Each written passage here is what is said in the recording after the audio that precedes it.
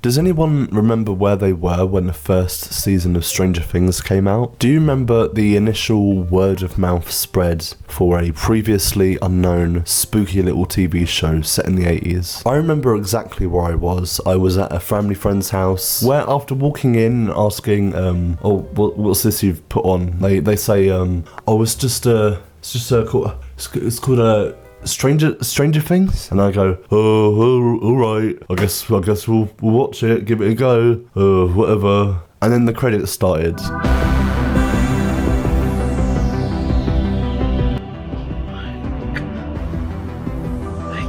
We ended up watching the entire thing in one day, I'm pretty sure. Now, this family friend's house was the kind of house that has just slightly better everything. You know, the sofa was larger, they had a nice kitchen, they had a bigger TV, and most importantly, they had Netflix.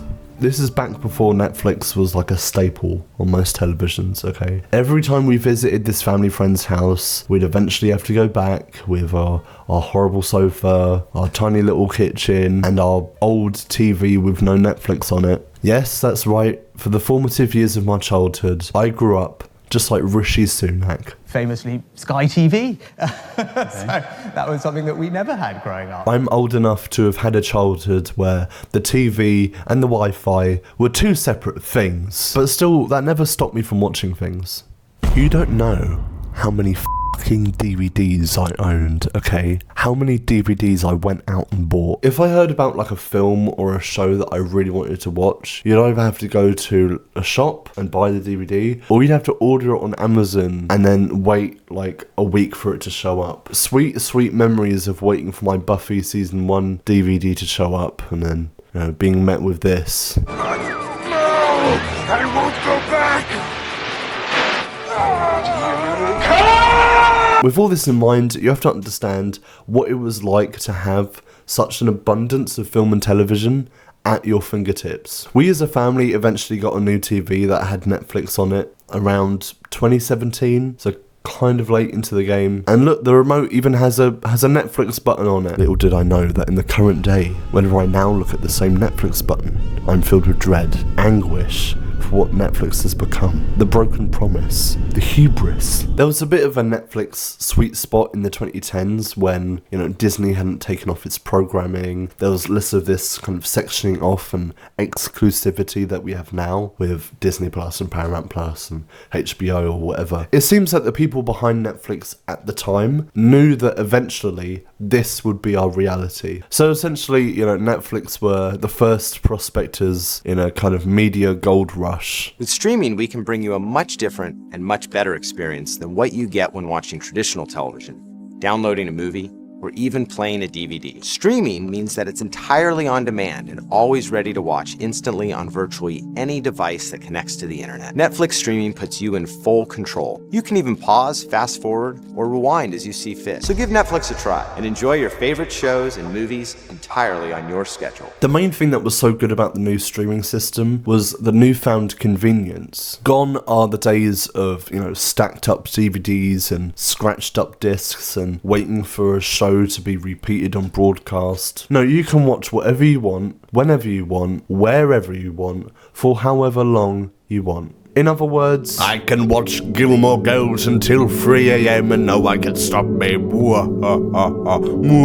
Around 2013, Netflix started producing their own original content because they were worried about the longevity of having to pay for the licensing of everything on their platform in case, you know, The Office or Friends was just yanked off their platform and they needed something else to fall back on. That initial first round of Netflix original shows was basically just put in place so that more people would have a reason to subscribe to their service. It was just a little bit more exclusive. So essentially, you want your original content to match the value of your subscription cost. As a basic principle, you want it to be worth it. If a Netflix original show gets talked about enough through word of mouth, you're going to have more and more curious people, subscribing to your service to check it out. A show like Orange is the New Black, for example. There is so much soul and amazing character work in that show. Like, I really love the show. It's one of my favourite shows. And I'm just glad that Netflix originally took a risk and made it well. I think it was just cool of Netflix to start a brand of content based immediately on artistic integrity and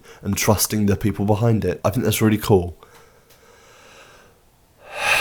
And then Netflix, of course, started making money, and then it all flew out the window. This is a bowling ball, and this is a cake. So in recent years, the whole Netflix brand has become a bit of a joke. Like, everyone's kind of over them now. They're kind of the super villains of the industry, but like, not good super villains, just super villains that keep making really bad decisions and cancelling shows. Basically, they used to be cool, but now they're not. The second season of Russian Doll just premiered on Netflix. And two things you definitely want to be associated with right now are Russia and Netflix. Obviously, Netflix, in terms of company success, are doing very well. They have a lot of money. Maybe they're doing too well. Maybe they're getting too powerful. Honestly, they're like Palpatine, where it's like, he's too dangerous to be kept alive. I feel like if you just went up to someone in the street and asked, like, what's your opinion on Netflix? They would just go, oof. Cakes that look like everyday objects. That's cake. Okay, but why is it like this? Like, how did we get here? How did this start? Is Netflix's bad decision making the cause or an effect of the state of the industry? And who is making these decisions? Honestly, I spent an embarrassingly long time trying to write this video as like a cohesive video essay, one long thing. It's just so hard. There's so much to talk about. So I've made this into a list of the reasons why Netflix is bad. Number 1, dwindling of the original vision. When I say the original vision, I mean the vision of the creative people behind Netflix, the people behind the Netflix originals. Because, of course, the vision of the executives is very different. Their vision mostly consists of whatever's on a graph and, some profit, and did we pass quota this quarter? And I don't know, I've never been an executive, I don't know what it's like. We're talking about the creative workforce. I'm sure their initial vision was very wide-eyed and bright and excited for the future of Netflix. Our goal is to deliver a compelling, affordable, and easy-to-use service that you'll want as one of your entertainment options. So if you keep watching, we'll keep adding more of what you love.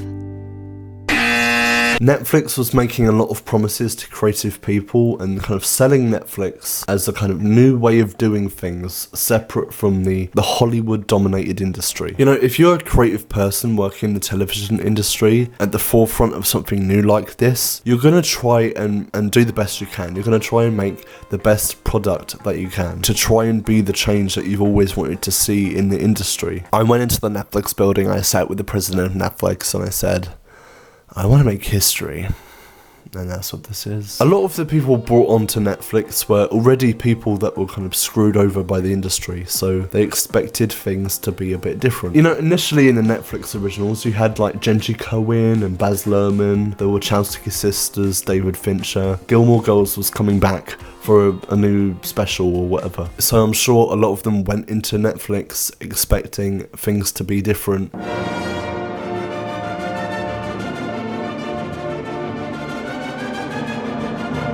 It's very easy to romanticize this idea of early Netflix, before everything went downhill. The good old days. But I don't think it's necessarily important to paint this picture of Netflix being in conflict with the corporate and the creative side, because that's a battle that's been going on in the industry since the beginning. I think it's an inherent part of the industry that you can't escape. So maybe Netflix isn't that different after all. Okay, so I think it might be best if we start putting some faces to the ideology that I'm trying to explain right now. Next! Number 2, under new management.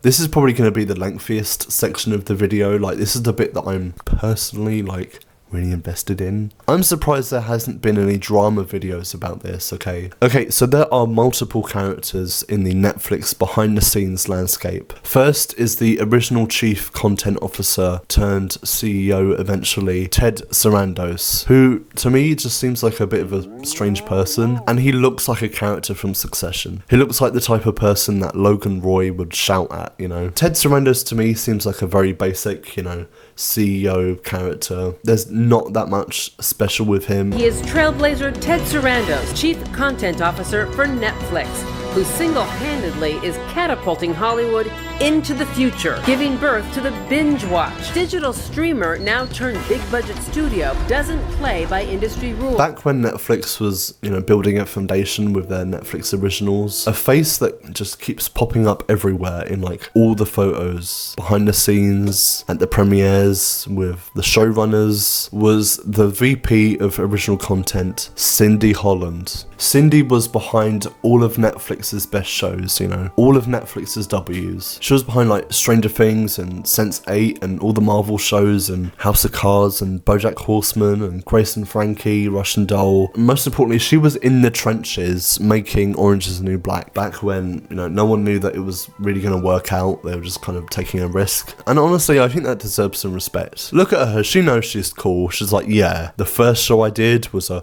highly explicit lesbian prison drama. What about it? What's wrong? What, too cool for you? I get the feeling that Cindy was the one behind the scenes kind of creating this feeling of creative freedom. She seems to have had a lot of close relationships with the people behind the scenes of the shows that she oversaw. And she's there hugging the people in Orange is the New Black and at the very beginning. She's almost like a kind of cool teacher. Guys, I know you might be scared that I'm the chief content officer here at Netflix, but honestly, just call me Cindy, you know.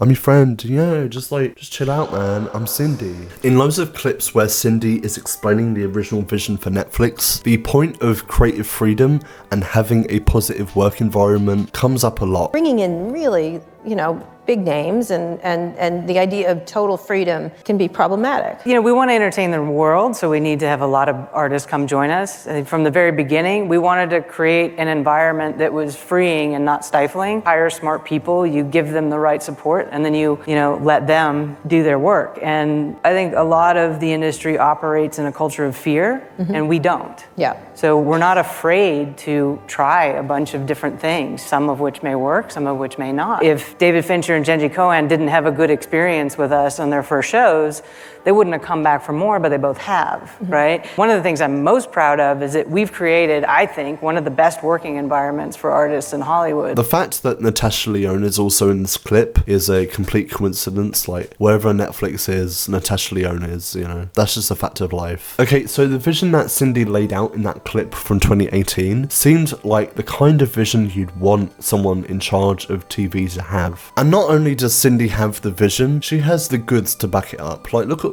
all the shows that she made. It's really good. Just ignore this one photo, yeah. Just like, don't look at that one, okay? Don't look at that one. Don't look at it. Stop looking at it. What? No, what are you doing? Don't look at it. There's also a moment in this video where Cindy explains that, you know, with Netflix's streaming model, you can cater to people's natural eclectic taste in what they watch. You know, stemming from the DVD service, we had 100,000 titles on DVD. And what you learn from that when you have a catalog of foreign films and indie films and documentaries and not just what traditional Hollywood makes, you know, you realize that people have really diverse and eclectic tastes, and you can program to those. People don't watch the same thing over and over again. They watch all sorts of stuff. So being creative is important, and there's no point as a studio to make the same thing over and over again, right?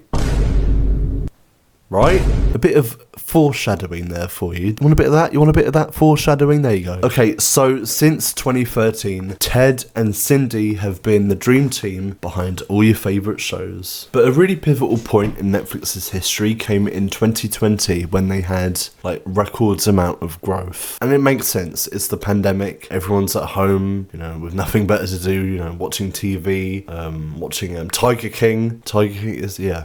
I don't know, time is an illusion. There was a really big culture shift at Netflix as they realised with these, rising, growing numbers, how powerful they really were. Netflix were just, at the top of the world. And Ted Sarandos, who I mentioned earlier as being the chief content officer of Netflix working alongside Cindy Holland, was in July 2020 promoted and named the co-CEO of Netflix. And like 2 months after that, in September, for whatever reason, Cindy Holland was ousted. So what are you gonna say at my funeral now that you've killed me? Here lies the body of the... Cindy was seemingly replaced with our next character in this story, Bella Bajaria, who is the new chief content officer of Netflix. Basically, she runs this town. Nothing gets made nowadays without Bella knowing about it. At the time, the sudden switch over and firing of Holland was reported as being a huge turning point for Netflix. And I think that turning point is widely reflected in the content that they're making nowadays. All you have to do is compare the shows that Bella and Cindy have worked on. There is a clear dip in quality. And just the vibes are off, okay? The vibes are off. There is something about Bella Bajaria which irks me. I don't know what it is. Maybe it's the fact that I know deep down subconsciously that she's worked on these horrible shows. And I don't know, she has a very California energy which I would describe as like Trisha Paytas' voice. She has that going on, She has At one time, I was fired. And that was really confusing because I had had success in the job. And it was an incredibly difficult time, but it taught me so much. And it didn't break me.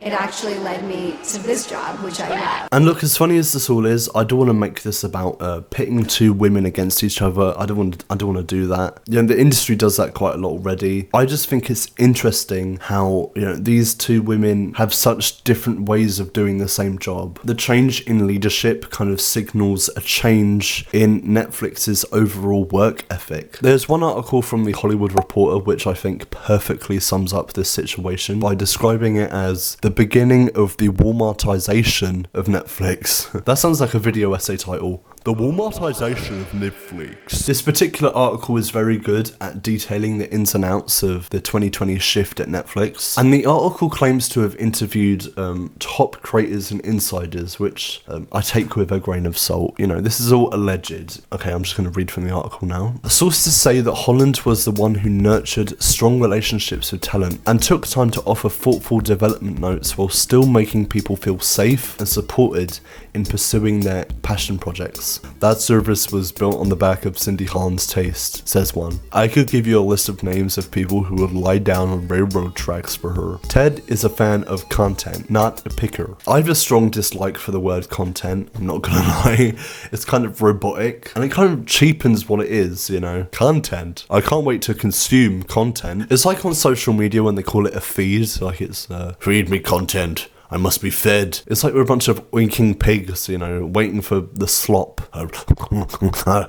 Yes, thank you for another season of Never Have I Ever and Barbecue Showdown. Yes, I must consume. Yeah. A former insider says Sarandos' volume strategy began to prove destructive to the culture and the quality of the service's offerings. Ted is great at managing growth, but the company hit a phase where they needed to be managed differently. Whether Holland's spendy approach itself would have proved sustainable is a question, but several creators believe Netflix lost much of its early cachet by over-rotating to less expensive, less curated and less compelling, or the company might say broader, fare. Now this article goes on to explain a bit more the kind of ever-expanding nature of Netflix's original content and kind of explains that in 2016 both Cindy and Bella were working in the original content, but Bella was managing the foreign language side of the television, whereas Cindy was working on the main English side of things. But slowly, Bella started dipping her toes into Cindy's pool. She apparently greenlit the now infamous show starring Debbie Ryan, a callback to earlier, I guess, called Insatiable. If you don't know, Insatiable was a 2017 Netflix original where Debbie Ryan played a plus-size high school girl who, after losing all her weight, because,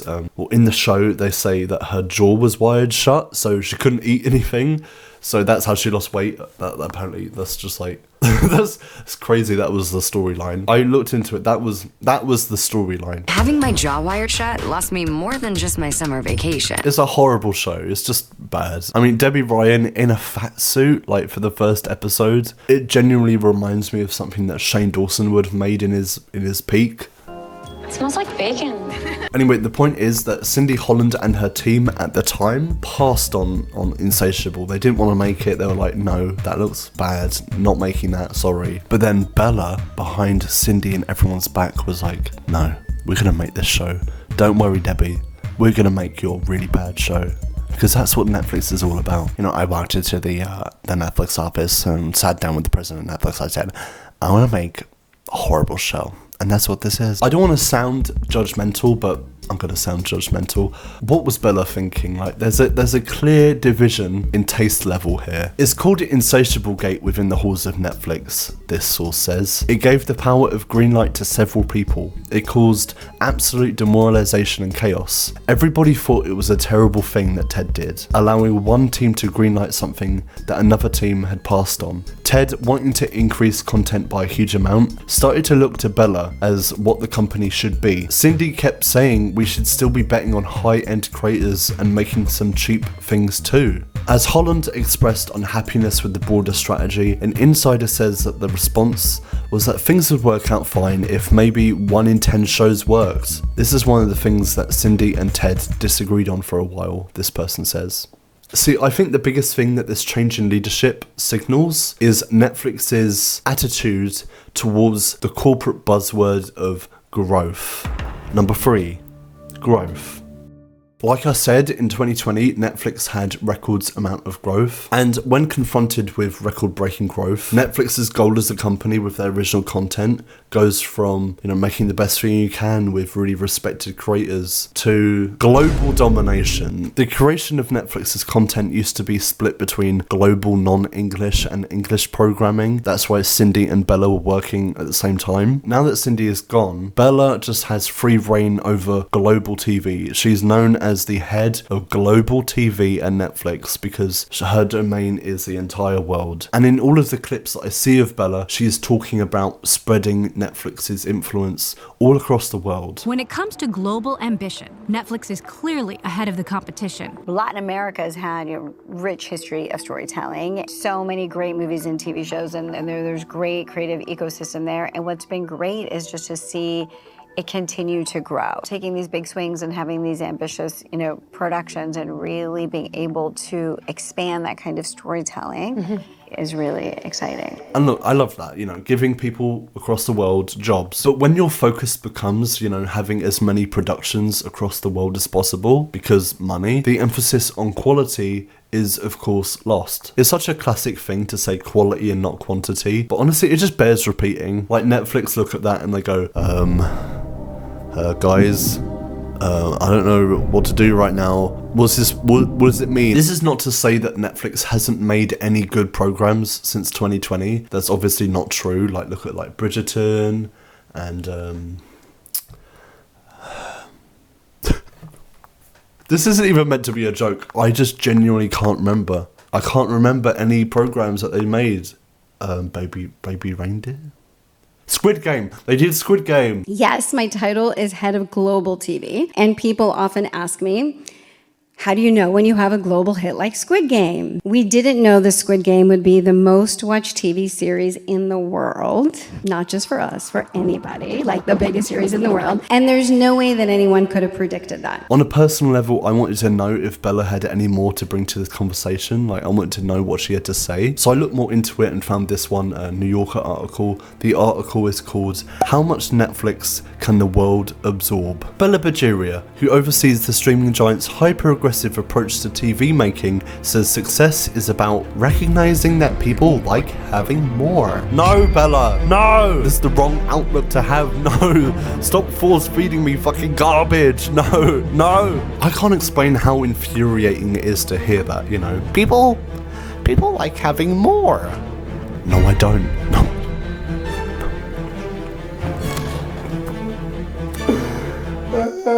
Honestly, flicking through Netflix right now and trying to find something to watch is just so hard. Like, there's so many options, there's so much content. Good luck trying to quickly decide what to watch while you're trying to eat something. You know, the amount of times I've tried to find something to watch while I have something in front of me to eat, and then by the time I actually find something, my dinner is just cold. I just give up and put YouTube on. That's what I do. There's one particular part of this article that I find quite haunting. At some point, Bella does start talking about Cindy. Some of Cindy's shows are tough. People made them for prestige and for their friends, she said. Bajuria's team more readily embraced the company's new objective, the executive said. Not only to compete with cable, but to replace all television. Okay, I was not being hyperbolic before when I said that Netflix's new strategy is just global domination. They've just flat out said it now. And what she means by that is Netflix not only wants to keep doing what they've been doing for years, but also wants to replicate all the aspects of the pre-established television industry. Like all the aspects. The reality shows, the game shows, the drama, the foreign language programming, even the really bad channel filler that you'd see on like a Wednesday afternoon. It's really strange to me how, you know, Netflix is easily like the biggest shift in the industry that we've seen for a while. Like when they came around, everything changed. And they're so big and successful that they have the power to change the industry. Like they really do. They could, you know, do something completely different, start a new trend and just completely change the industry for the better. But they choose to do everything again.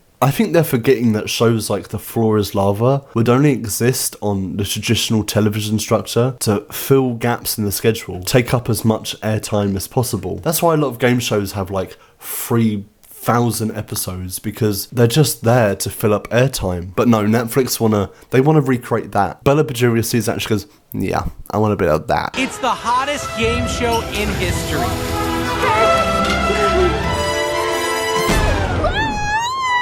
It's very ironic because also in this article there's a description of what Bella is wearing and what she wears quite a lot, which is a kind of bejeweled blazer with the term "Art is truth" written on the pocket. Art is truth. Art is truth. Oh, that's so powerful. Wow. Art. Just the hubris of it all, to imply that Netflix has the power to replace all television whilst also wearing a blazer that lets everyone know that I'm an artist. Like, well done, Bella. Well done. Good job. Netflix have kind of fell into this trap that a lot of companies go through, where everything that used to make them special has kind of gone out the window in order for company growth. The corporate idea of growth means that all you're really trying to do is just make a line on a chart go up. Even if you're already at the top, you need to have the growth. Netflix actually had so much growth and expansion in 2020 that it seemed at one point, a couple years later, they kind of hit a ceiling of their subscriber numbers. Now, Netflix are notoriously secretive about their analytics and numbers, but what we do know is that in 2022, Netflix for the first time actually lost subscribers. They lost about 1 million. And of course, Netflix did the obvious thing where they don't take accountability for anything, they literally just blame everyone else. Oh, did you forget that there was a war in Ukraine? That's why we lost subscribers. Actually, no, it was the password sharing and the economy as well. It's not our fault, it's everyone else. But the reality is that Netflix doesn't really have that much more room to grow. They already have a massive subscriber base. So Netflix now have no choice, because they've hit the top of their subscriber base. They have to spread out into new business ventures. 4. Business ventures and expansions. Did I change settings? Yes. Am I sat in my bed? Yes. Is it more comfortable? Yes. Are we going to talk about it anymore? No. Get over it. It's my YouTube channel. This section is probably going to be like the most embarrassing look for Netflix, because, I mean, it's kind of cringe, isn't it? Like really trying to expand into new territory when you're basically just a glorified DVD rental company. And it just plays into this idea of Netflix having a big ego, thinking that they can do anything. I guess it's good for like a business to be a bit malleable and expand into new ventures, but Netflix, what the hell? Netflix games? What we trying to do here? As if the homepage wasn't badly designed enough. Now we have this eyesore. The quality of these games honestly just reminds me of the kind of spam adverts that you'd see on Twitter. What is this? Underwatermelon? What? Netflix, I'm already addicted to a game just like this on my phone. You're too late. This is horrible. I hate this. I hate doing this. It's easy anyway. Don't mock me. Are you looking at me? Don't mock me. Also, with Netflix games, you can kind of tell that Netflix are being a bit coy about it, because, you know, they've put beta next to it and they're saying, oh, don't worry, this is just a work in progress, and any issues, and it's not our fault, okay? We're trying to figure things out, guys. It's a beta test. It's an excuse. Get this off my page. It's kind of uncharacteristic for Netflix to be that coy about something. Usually they have a lot more of an arrogant manner.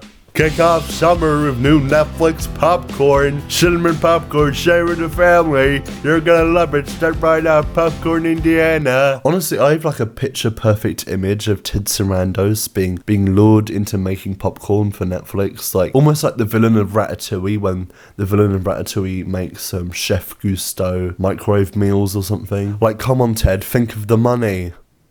Millions and millions of burritos. And it sells burritos. Millions and millions of burritos. Also, on the topic of food, Netflix also at some point decided to open up like a chain of pop-up restaurants that were Netflix themed. Orders up. Netflix is cooking up something special for fans of our favourite food shows with the opening of our first culinary space, Netflix Bites, an elevated dining experience from several of our most well-known chefs. Have you ever watched Chef's Table? Is it Cake or Iron Chef? Quest for an Iron Legend? And wished you could dive into your TV to sample the delectable dishes on screen? No, quite frankly, I've never watched any of those shows and never wished that I could dive into the TV screen. Also, I hate the name Netflix Bites. I don't know what to say. I'm just going to sit with that for a bit. I just hate that name. I don't know what to say. I just don't like it. Netflix Bite. Why is my voice? Netflix Bites will marry our top food talent with the proven success of our popular live experiences. That's right, Netflix has done like live experiences, and they list them here. The Queen's Ball, a Bridgerton experience, Stranger Things, The Experience, Money Heist, The Experience. Now, with Netflix shares down about 37% over the past 12 months, the company is hoping that experiences, consumer products, and video games will help drive engagement and ultimately will also help drive revenue. Bridgerton, Queen's Ball, it's happening in the evenings in downtown Los Angeles. It's also happening in London. I bet Cindy Holland is at home thinking, oh my god, I'm so glad I got out of Netflix at the right time, because, like, what is this? Netflix are really going for it when it comes to like live experiences. Like they're really expanding this side of their brand. Netflix have announced this intention of a new venture called Netflix House, which from the sounds of it would just be a continuation of these immersive experiences, but instead of pop-ups around the world, they would be clustered into one space. Not really a Disneyland style, but more of a glorified shopping mall, basically. You've started to create toys and live experiences. You got the Bridgerton Ball, and all these traveling experiences that we've been doing. We're going to pull them together and start to build out these more permanent experiences. This is a concept of something we're calling Netflix House. That will be full of these kind of consumer experiences. There'll be food experiences. Basically, taking what we've learned from all of these, putting them under one roof in several major cities around the world. Imagine waltzing with your partner to an orchestral cover of a Taylor Swift song on the replica of a Bridgerton set, and then walking around the corner to compete in the Glass Bridge Challenge from Squid Game. After pretending to fight for your life,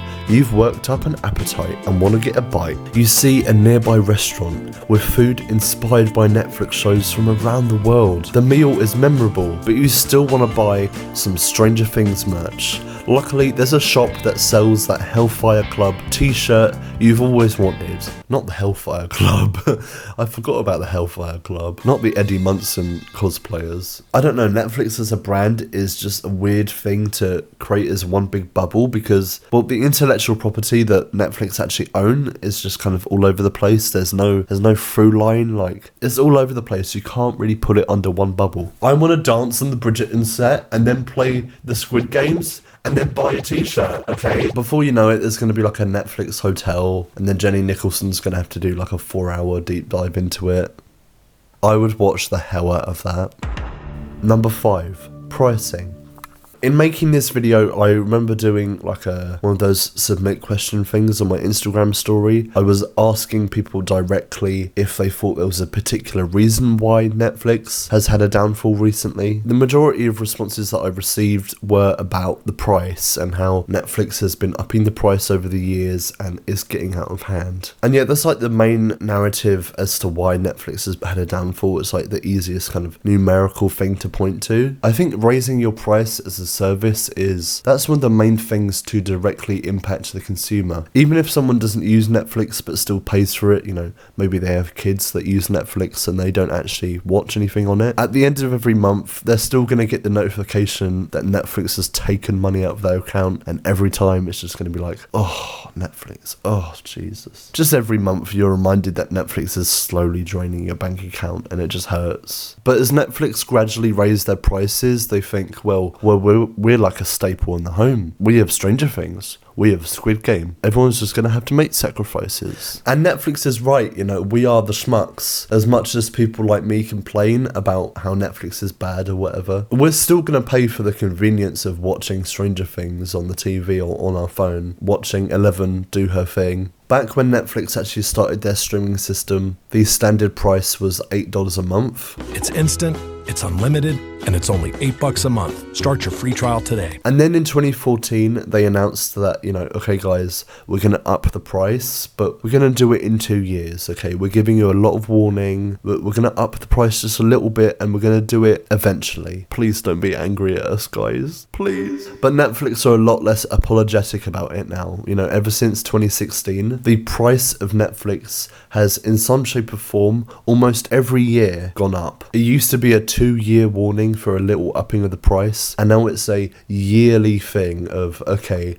Netflix are upping the price again. Remember when they first came around, the standard price was $8, and as of today, the standard price of Netflix is $15.49 a month. That is almost double. I say almost in that way because I have a little bit of a theory, okay? I think they purposely made the price $15.49 because, like, you can't mathematically round it up to 16. There's a 1 cent difference. If you added a cent, then it would go up to $15.50, which then would be rounded up to 16, and then 16 is double of 8. So a lot of people would be able to make the headline, Netflix has doubled their streaming cost since they began, which is a very good headline. That's very eye-catching. It really puts into perspective a lot of things. And I understand, like, I wouldn't be as angry about the price increases if it was just, you know, boiled down to inflation or something, I don't know. But no, every time there's a price increase, Netflix cite the reason as, we're just investing more in our original content, which, are you? Are you investing more in your original content, Netflix? Because honestly, it doesn't feel like it. In fact, the quality has gotten significantly worse. This is a bowling ball, and this is a cake. And if there is a good quality Netflix original show, that doesn't necessarily mean that you have to put loads of money behind it and up your price to pay for it. But no, Netflix have to pay for their real life Squid Game and their interactive dining experiences. That's where the money is going. If you ever find yourself wondering where the money is going, this is where the money is going. And it's also the fact that they make so much content now. Their money is being spent on just the volume of content. I could spew a bunch of statistics about how much content they make, but honestly, I think it would be best if I just show you the amount of shows that they make. The Wikipedia article alone is just insane.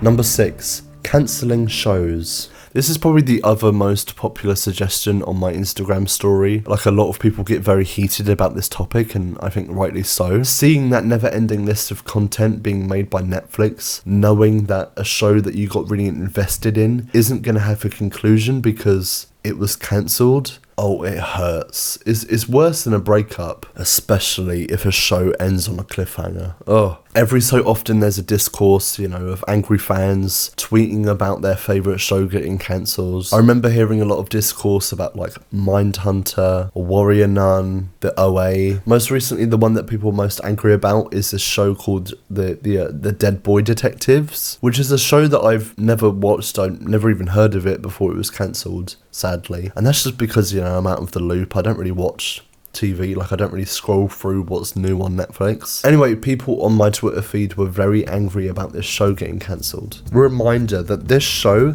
had lower ratings in its first season than Dead Boy Detectives. Hey Netflix, quick question for you. What the is the point of watching any of your shows if you're just going to cancel after one season? Sooner or later, all of these cancellations are gonna catch up with you. I can't believe you cancelled Dead Boy Detectives, a well-written, suburbly acted labour of love to make room in your budget for this garbage. Shame on you. Your greed is strangling art. I will never forgive you for pretending this is okay. Really wish you'd spend a fraction of this promotional budget on Dead Boy Detectives. But you set it up to fail and cancelled it even though it had better numbers than Heartstopper Season 1.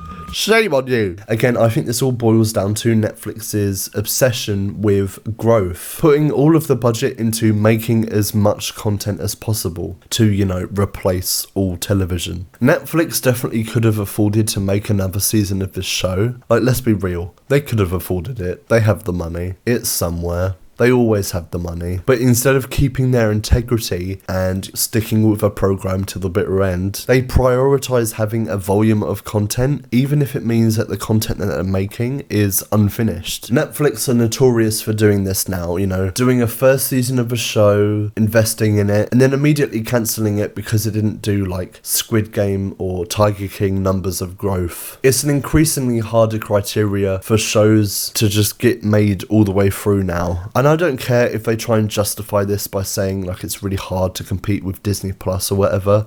Here's a business idea. Why don't you make shows that are actually worth the subscription price that I can watch from start to finish, Number 7, short seasons. I literally just only want to say that it's really annoying when shows have 8 episodes a season and then every season is 2 years. So then you're waiting every 2 years for a minimal 8 episodes, and it's just Doctor Who did that recently with only 8 episodes, and it's just annoying. And I bet it's Netflix's fault somehow because you're making a show more bingeable or something. I don't know, it's just annoying. Just putting it out there. Next. Number 8, SAG strike. So last year, from the 14th of July to the 9th of November, there was a mass strike of members from the Screen Actors Guild and the Writers Guild. You probably remember it, it was very widely talked about at the time. I believe it's the longest strike in SAG history. We are being victimized by a very greedy entity. The entire business model has been changed by streaming, digital, AI. You cannot change the business model as much as it has changed and not expect the contract to change too. Actors refused to work, productions were delayed, your favourite celebrities took to the streets. Oh, there's Natasha Lyonne again. One of the main issues that caused the strike in the first place was the issue of residuals gained from streaming, meaning that Netflix was under yet another round of scrutiny for essentially screwing over the actors that appeared in their shows by paying them in pennies, actually pennies. I remember seeing a particular video of an Orange is the New Black actress, Kimiko Glenn, who was receiving her residuals, and it was just absolutely nothing. And look, you can see the paper, it lists the episodes that she was in, some of them amounting to a penny each. and altogether coming to the sum of $27.30. And just to say, like, she did have a moderately large part in the show. She's not like an extra. It's not enough to be like $1 million, but like at least $100. At least $100. $27 will buy you like a pair of socks in Hollywood. We saw this a lot at the time, you know, a lot of discourse about how the streaming system is built and how actors are paid considerably less than if they were on, say, traditional television. You can't, on the one hand, brag about your 100 millionth subscriber and then go, oh, but we really can't give you, you know, a very modest pay increase. It just doesn't work. I think it's a very quick and effective way to sway public opinion on a company and its business dealings by getting everyone's favourite actors out on the street and getting them to spread awareness about how Netflix is bad. For most of last year, it was kind of cool and hip to be anti-Hollywood and well-informed about union issues, let's say. And rightly so, like Netflix were absolutely evil. At the beginning of the strike, it was said, the studios and streamers reportedly have no intentions of negotiating with the Writers Guild for several more months. The end game is to allow things to drag on until union members start losing their apartments and losing their houses. And as this became more and more like a Twitter drama, as if Netflix was an influencer that was being cancelled, a lot of like stan Twitter accounts would reply to things and be like, girl, what about the strike? This really isn't a good look. This should have stayed in the drafts. We got to the point last year where people were treating labour disputes as if it was all just one big, you know, pop crave headline, you know. At this point, it's just a universally undisputed fact that Netflix is not only bad content, but also just greedy. And thanks to last year's strike, you know, everyone knows exactly how greedy they are. Number 9, design of the algorithm. Okay, let's roleplay for a bit. Let's say that I am a person who never keeps tabs on the industry. I don't pay attention to the news. I never go on Twitter. I don't have any knowledge about Netflix's reputation. My only relationship to Netflix is the fact that I pay for them and their button is on the remote. Even if my knowledge of Netflix was that small, I think I would still hate them. It's bad products because this system that they have is a mess. Okay, Netflix, opening Netflix. There's a lot of lag. There's so many titles that it's lagging. I've been scrolling for 5 years. There's so many things. Top searches. Games. What the hell is this? Ignore my wallpaper. Ignore it. Why is it auto-playing? Why are they so big? Look, the TV can't even keep up. Back to black, what the hell? The main hurdle that people have to overcome with Netflix is the constant overstimulation. The panic of not knowing what the hell to watch. Because there's no more sense of quality control. At this point, it's just so frustrating to even scroll through Netflix. Especially when you're with another person. Oh, it never ends. Why don't we watch that? No, I don't really feel like watching that, no. Well, what do you feel like watching? I don't know, like a comedy movie or something, like something funny, you know? Okay, well, go to the comedy film section because right now you're looking at cookery programs. Oh, yeah, comedy section, okay, yeah. My veggie kebab is getting cold, okay? I have a veggie kebab right in front of me and it's getting cold. It just feels like you're scrolling for like 20 years and, you know, every program, every film has equal amounts of real estate on the page. It's just information overload. And I know that behind the scenes there's going to be like a real life web developer, like a person whose job it is to design all this. And I'm sorry if you're watching this, but it's just not good. Like, it feels like it's gotten so much worse. The 2024 Netflix experience is offering you like 300,000 different options and only 10 of them being good. And well, good luck finding them. Because not even the best web design in the world could fix this amount of overstuffing of content. A common criticism of Netflix that you hear in the industry, people feel like the programming on it has gotten worse. I think it's just there's more of it, and it's not all for you.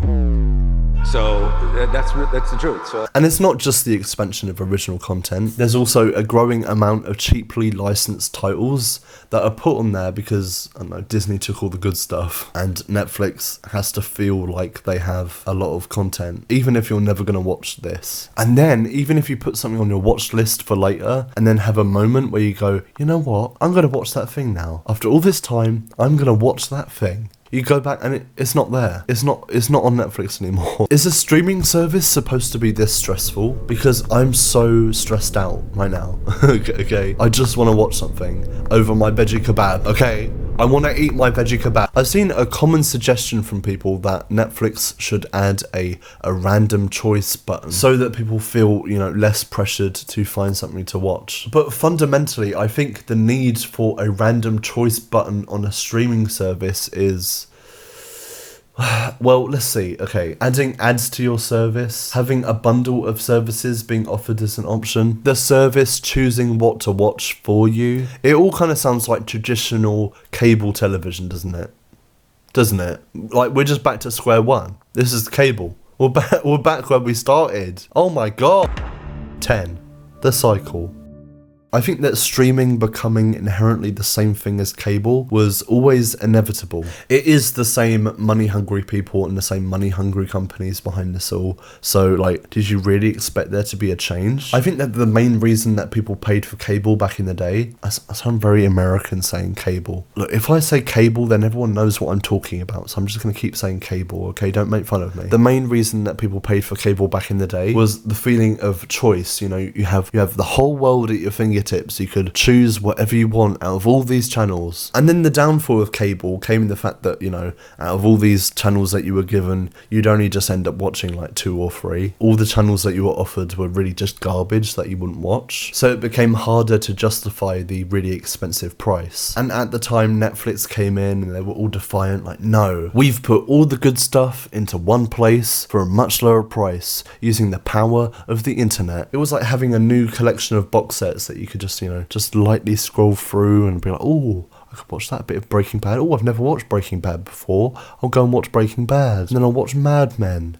And then I'll watch Gilmore Girls. And now streaming is at a similar point to where cable was before its downfall. The economics of it all don't make any sense. The creative people are struggling, and the companies behind it all have a really inflated ego. So really, I'm just waiting at the other end of this cycle, just waiting for a new Netflix to come around and be like, we've taken out all of the streaming services and we've made it even more cost effective starting 2035. Yeah, it's a new dawn for the industry. What? A boy can dream. Look, I don't think that's going to happen, but a boy can dream. You might not be able to tell by the runtime of this video, but I'm thoroughly disappointed by Netflix.